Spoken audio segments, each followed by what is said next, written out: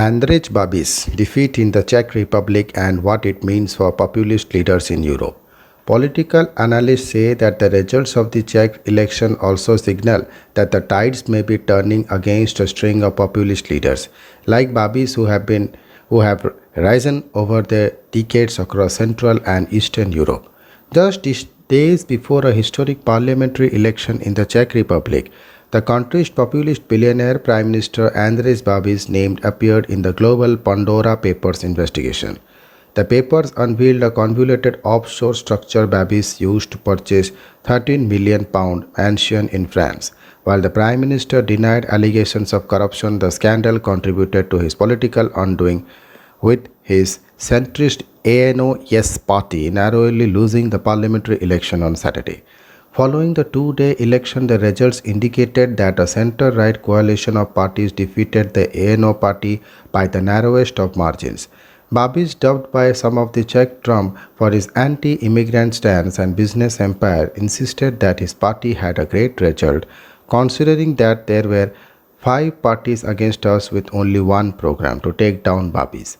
Political analysts say that the results of the Czech election also signal that the tides may be turning against a string of populist leaders like Babis who have risen over the decades across Central and Eastern Europe.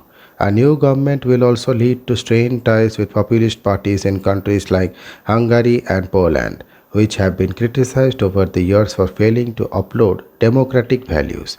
Significantly, this also marks the first time since the end of World War II that members of the successor of the Communist Party would not be represented in Czech parliament. But first, who is Andrej Babis?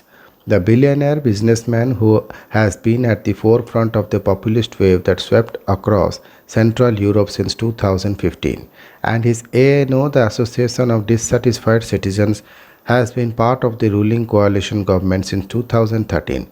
Babis was first elected Prime Minister in 2017.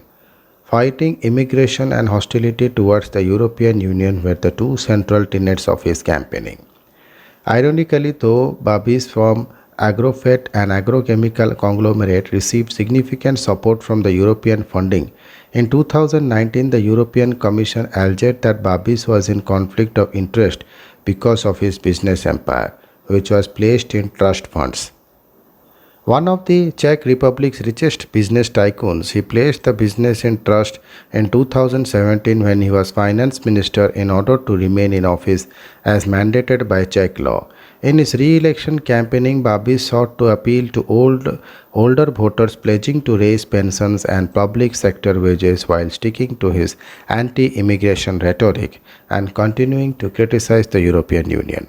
He has been criticized by his opponents for raising public debt with some of his policies as well as for some of his business dealings. What happened at the Czech parliamentary polls?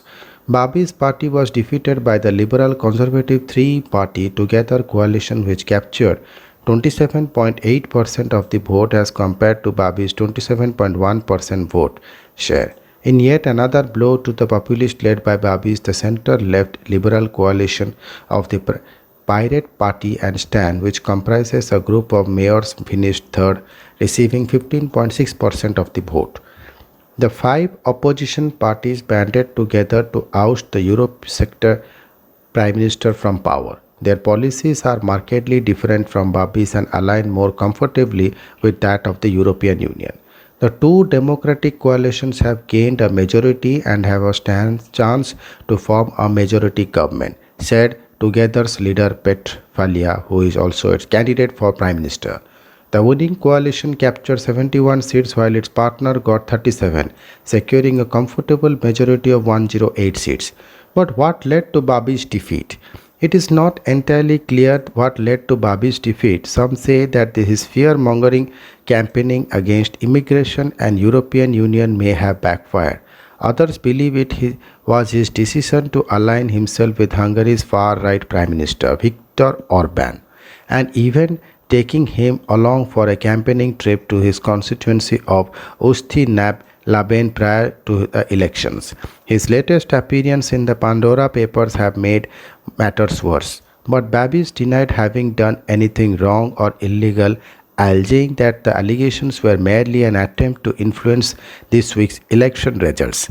Further, some analysts point towards more young voters showing up to cast their ballots this first time around. A generational divide seems to exist among Czech voters, with older voters veering towards the ruling coalition while young voters looking for change are more likely to vote for the opposition. If Zeman recovers and is able to broker government negotiation, it is likely that the Babis will stretch out talks in hope of splitting the coalition bloc. What's next? Babi's sole shot at remaining prime minister diminished this week when his close ally President Milos Zeman was rushed to hospital critically ill. The president plays a central role in nominating any future prime minister. Prior to his bout of ill health, Zeman had vowed to give Babis the chance to form government once again if his party won the most seats. But with the opposition parties banding together to form a clear majority, it is almost impossible for Babis and his ANO party to remain in power. The ANO party on Tuesday signaled that it was ready to move into opposition.